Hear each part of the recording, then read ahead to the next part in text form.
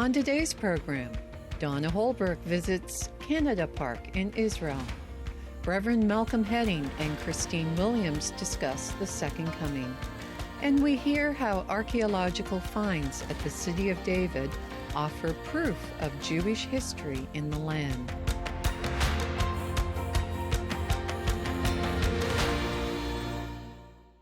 Between Tel Aviv and Jerusalem is Canada Park, and here is Jessica to tell us, why is it called Canada Park? Well, it's actually the Ayalon Canada Park because we have the Ayalon Valley that comes through here as well. And towards the end of the 1960s, the Canadian community adopted this park, and you'll find that if you travel through Israel, there are various different parks that have been adopted by different countries. You'll find British Park, American Independence Park, and this was adopted by the Canadian community. And so since the beginning of the 1970s, this has been the Ayalon Canada Park. Excellent. I understand that you have a John Diefenbaker Road that runs through the park. He was one of our prime ministers. We do indeed. It starts from further up in the hills that go up towards Jerusalem, and then lead down towards the edges of the park. So yes, we have a strong Canadian connection here. You do, and the Jewish National Fund formed this particular park and all the other parks, but you also maintain it on a regular basis, don't you? We do. We are the caretakers as well of open spaces. So we have the different issues of intensive use and extensive use. So there are certain parts of Canada Park even which are for intensive use, where we invite the public to come in, and we also have extensive areas that we want to stay more natural as well for the future. So visitors that come, we have 2 tree planting centres in the country. There's one 10 minutes from here in Nachshon Forest, and there's one up at Golani Junction. Golani Junction, which we were just talking about, that is where ICJ Canada has a grove of trees, and we can go there and plant. There's certain times of years, or there's every 7 years, that we do not plant. Would you like to tell us about the Shemitah year? The Shnat Shemitah, as you said, is every 7 years, with the idea being that the soil needs to rest. So every 7 years we let the soil rest, and we don't do the plantings and we don't do the growing of agriculture, and we let the soil build itself up again. It's a little bit like the Shabbat, isn't it, to the week? It is indeed. It is indeed. We're standing up here on one of the highest points of Canada Park. We're in the fortress of Hamat. This is an ancient fortress that we've been working on. We've been doing excavation work on for the last 2 years. We found that it goes around the whole of the top of the hill. It was a strategic point to control anything that was going up towards Jerusalem. On top of it, we've tried to sort of work out what kind of time frame we're talking about, starting from 140 BC, from the Maccabee time, and going all the way up through the Roman period and to the revolt of Bar Kokhba, which was around 140 AD. When we talk about the fortress, we've been doing 2 years of excavation, intensive excavation here. We know that there's a lot more down here. We see different parts, the relics that we've found go back towards the Maccabee times. But we know that there's more under there, and we're starting to find more and more and more as we go along as well. Up next, Malcolm Hedding and Christine Williams discuss the Second Coming. Welcome to a discussion again with Reverend Malcolm Hedding, a well-known theologian to boot. You've seen him in past episodes, and today we're going to be talking about something quite controversial, not to Christians, by the way, not to Christians who believe in who Christ is, but those who struggle with that belief of the second coming. Reverend Hedding, this is a difficult one, particularly for Jews. We see, and I'm going to give a quick preamble here, of some of the strain between Christians and Jews, particularly when it comes to the issue of proselytizing. Given history, one can understand, because we're looking at Jewish culture. We know the history of what Christians have done to the Jewish people. Not all, but many did, because Christians were also to be credited to working with Theodor Herzl to establish the Jewish land of Israel as well. So it's not all bad what Christians did. However, there is that history and there is that proselytizing that happens today. And many Jews say, you're destroying our country. You're taking away from our culture. You're turning us not into Jews, but into Christians. So what you're doing, in other words, is going into our land and watering down our Jewishness. This has been a difficult one to swallow for a lot of people on both sides of the equation. And I'd like to know, from your perspective, as a theologian and as one who has lived in Israel for a very long time, how do you reconcile both sides of this, I would say, conflict? Conundrum. Yes, that's a better word than conflict, conundrum. Yes. Well, Christine, once again, it's a great joy to be with you and to share with our viewers. The relationship between the church and Israel has been a very difficult one. It's a very complicated one. It's been fought with all sorts of problems from the get-go. And we have to be honest. Sometimes I hear Christians saying that the church has persecuted the Jews for 2,000 years. That's not true. That's a false statement. And in engaging each other and in reaching each other and supporting each other, we have to stand on the bedrock of truth. The truth is that for the first 300 years of the church's history, the Jewish world persecuted the Christian church. That's why you have the story of Paul. It's well documented, not only in the Bible, but it's documented historically. And why did the Jews reject the church and persecute the church? Because in the Roman Empire, you had to be registered as a religious entity, and that was very difficult. You had to embrace Roman gods, of which there were quite a few. And the Jews were, of course, again, a standalone, separate people with a separate belief in a God that conflicted with all the Roman gods. So after much trial and difficulty, by the time of the first century, they enjoyed legal status. They were religio licita. The emergence of a new religion out of the Jewish world that was gaining traction rapidly and spreading into the Roman Empire became a political challenge to the security and the identity of the Jewish people. Because here was a movement that was essentially religio illicita. And so they were illegal. Hence the church was persecuted even by the Roman government. So the Jews needed to distance themselves from this new entity in order to retain and secure their position in Rome. And that's the story of the first century and beyond.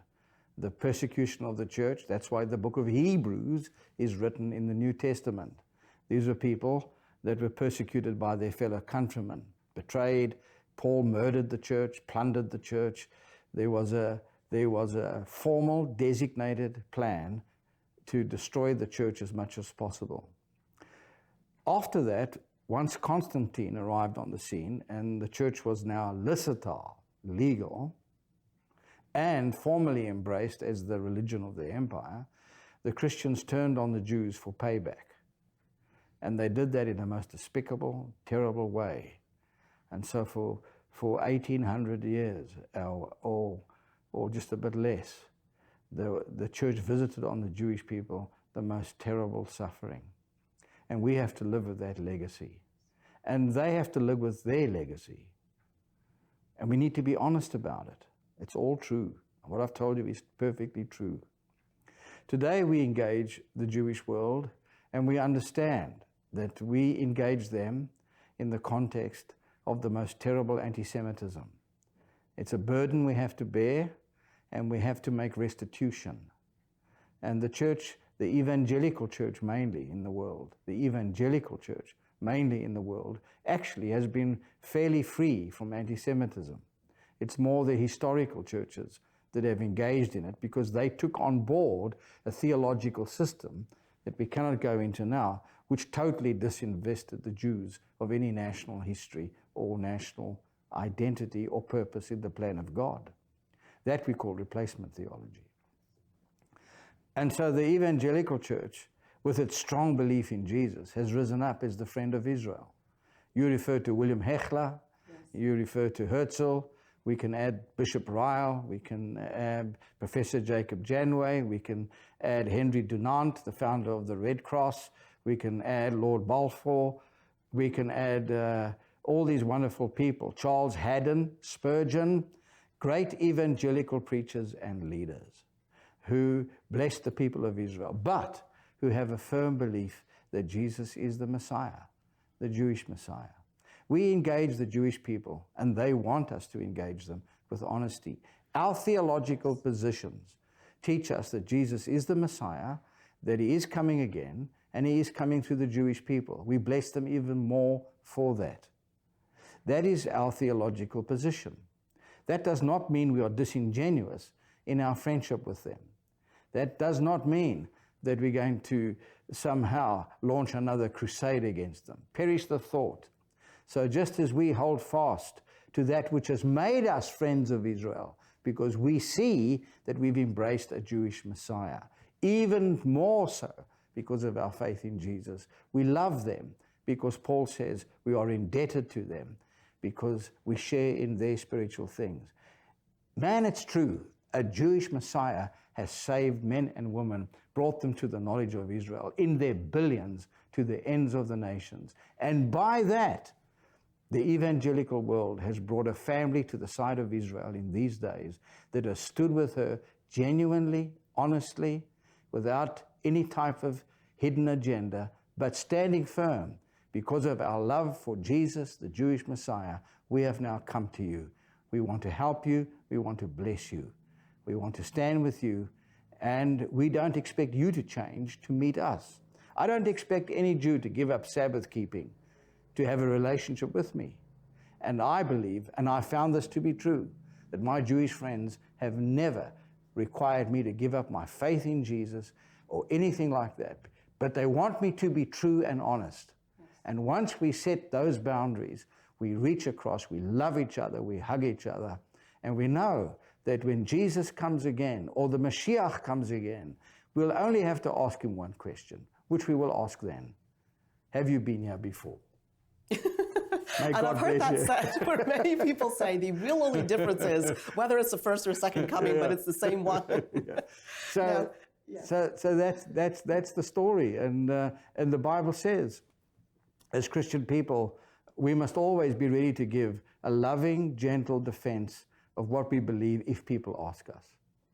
Reverend Hedding, I would say, for me, this is probably the most difficult question that I hear circulating. I understand. Where some Christians, they go out there rather offensively and say, yes, but if you don't come to Jesus, you're going to hell. And then you'll hear on the other side, the Jewish person would say, you're pretending to be my friend. In the meantime, you think I'm going to hell. I understand. How do you address this difficulty, that because it is the elephant in the room? Yeah, you address it with genuine love. I once, when I was the executive director of the Christian Embassy, I got into a discussion in the Knesset Christian Allies Caucus, which was a heavy discussion. And I stood up for what we believe to be true as Christian people, and in the context of love, and that we are here, that in the Holocaust we were not here. And now we are, and we've come with true, honest credentials, and the Bible says, always be ready to give a defense for the hope that is within you if someone asks you. I'm not here to bash you or anybody over the head with my message. I am here to live a life of love, of comfort, and of blessing and integrity. And I got up in the Knesset Christian Allies Caucus, and the head of that caucus, a wonderful Jewish man, a member of Knesset, next day came to see me at the embassy. I thought, wow, what's going to happen now? He walked into my office, and this is what he said. He said, Malcolm Hedding, I am prepared to work with you after what I heard yesterday, because you're honest, and I know you love us. So let's work. And that's how it is. If the church would only be the church of Jesus, God will take care of the rest. Yes, yes, amen to that. Now, in the Old Testament in Isaiah, although the Jews say, because we're being honest, we're having an honest discussion here, Yeah. although the Jews say that they're waiting for the first coming, it does say in the book of Isaiah about the sin-bearing servant who would come. It even describes him, no form or comeliness that men should desire him. Yeah. And it talks about by his stripes we are healed. In fact, it's a very sad passage because it describes the pain of this Messiah to come. And this is what we see in Isaiah that prophesied in the Christian belief the first coming of the Jewish Messiah. And then he made the sacrifice. He is their for Messiah. sins. We believe that. It's our belief system. And it's not just Isaiah, and not just Isaiah 53. In the book of Daniel, we're given an historical record of the exact date when he would come. And that's Daniel's 70th week, weeks of years, where it says 490 years after a declaration to rebuild the temple and the city. 483 years after that, the Messiah will come and be cut off, and there will be a last 7-year period. This is not consecutive years. All in all, it's 490 years. It's first of all a time of 49 years, which will be a jubilee, which was actually the return of Nehemiah and Ezra, which was a fantastic jubilee. After that, followed by another period of time of 434 years. And exactly after that segment, Jesus of Nazareth died in Jerusalem. There are many passages of the Bible that validate the life and ministry of Jesus, like Joseph. Joseph was rejected by his people, sold into slavery, rejected completely by his brothers. He became the right hand of power in Egypt. He saved the world after suffering in a jail for 3 years. A picture of the ministry of Jesus. He saved the world. He looked like an Egyptian. He spoke like an Egyptian. He dressed like an Egyptian. So when his brothers came to look at him, they thought he was an Egyptian. But he wasn't. He was a Jew. So yes, for us as Christians, the ministry of Jesus is not in a vacuum. It stands on the shoulders of a biblical revelation in the Hebrew Scriptures, which is watertight. That's our belief system. I stand by it. But it doesn't mean I can't be a true friend. Yes, we're going to be going for a break very soon because I know we're over time, but I have to ask this last question briefly. Are there Jews that you know that embrace Isaiah, and not just Isaiah, as you indicated, but other prophetic parts of Scripture that did prophesy the first coming of Christ and the sacrifice for human sin? Of course, there's always been people of all nations and tribes. Paul was a Jew, if we all know through the Scriptures, right? All the early apostles were Jews who took the world, the gospel. Look at Thomas, he went to India. I should qualify that modern day. Yeah, of course. And of course there are many. But you know, we have to say this importantly, that the truth is Jesus was a Jew in every way. He kept all the Jewish rituals, Sabbaths. He went to a bar mitzvah. And so to follow Jesus doesn't mean you give up your Jewishness. That's my belief system. But I am the friend of Israel and the Jewish people. And that tends to and be... I love them dearly. And that is the thinking of the International Christian Embassy in Jerusalem. And we respect their faith. And all we ask is they respect who we are. We're not going to be dishonest. This is who we are. This is what we believe. But we are the most wonderful friends that Israel's ever had. And I didn't say that. That's what the Prime Minister of Israel said. Absolutely great. Wonderful note to end this segment on. We'll be back after this. Don't go away. Up next, archaeological finds at the City of David. Welcome to the City of David, the very heart of ancient Jerusalem. Today we're visiting an archaeological site which many believe was the actual palace of King David. And what does this place tell us about the reign of Israel's greatest king? And do these ruins prove the Bible to be true?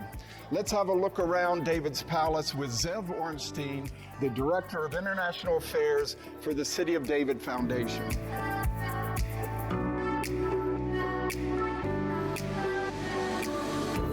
Zev, it's great to have you as our guide here in the city of David.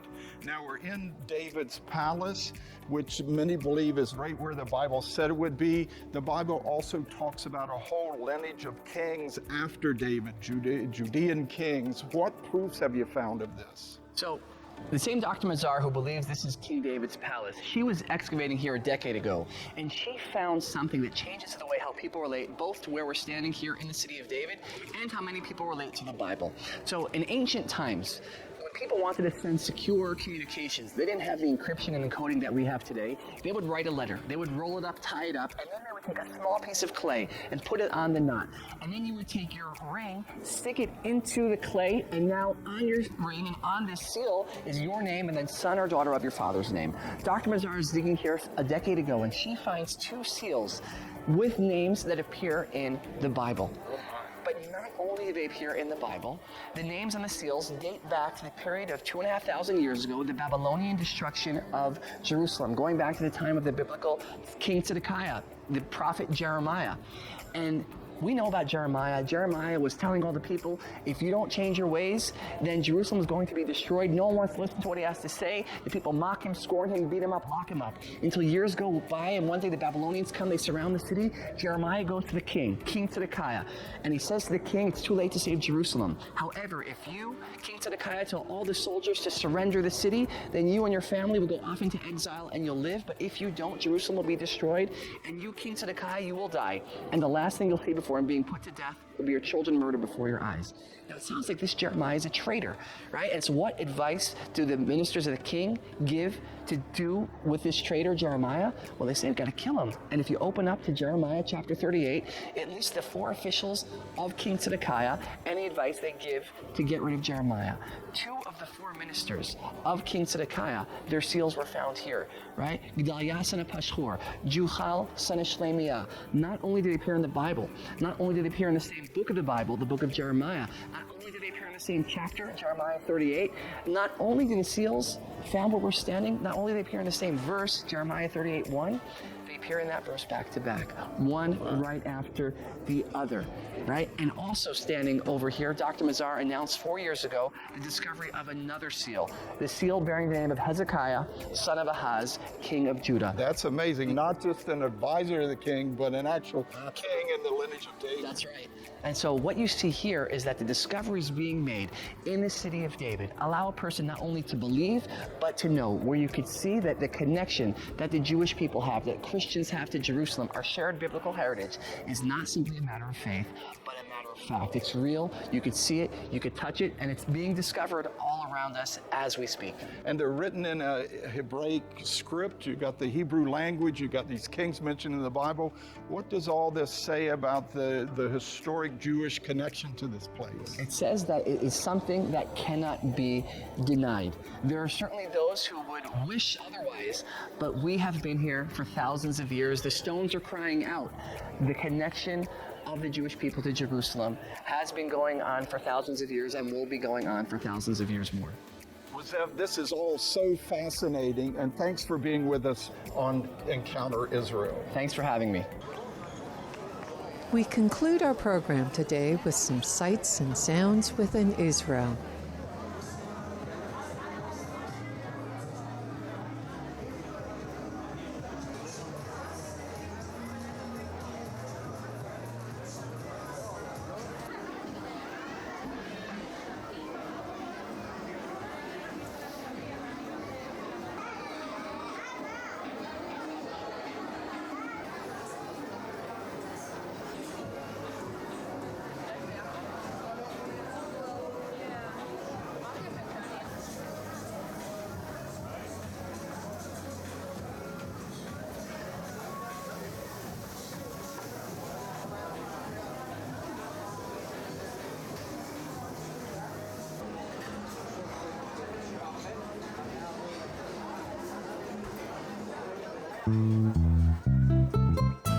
Thank you for joining us today, and be sure to visit our website at www.icejcanada.tv or call us at 1-866-324-9133.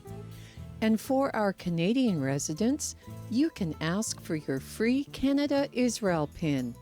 Through your contribution to ICEJ Canada, you can participate by giving to Haifa Home for Holocaust Survivors, Women at Risk Red Carpet Project, Operation Life Shield, Bomb-Proof Shelters, Mentoring Program, Alias Support, Children's Projects, Israel in Crisis, Israel Aid, Magan David Adom Emergency Services, Christian Friends of Yad Vashem, Scholarship Program for Young Adult Leaders, ICEJ Canada Media, Gift Estate Security Funds.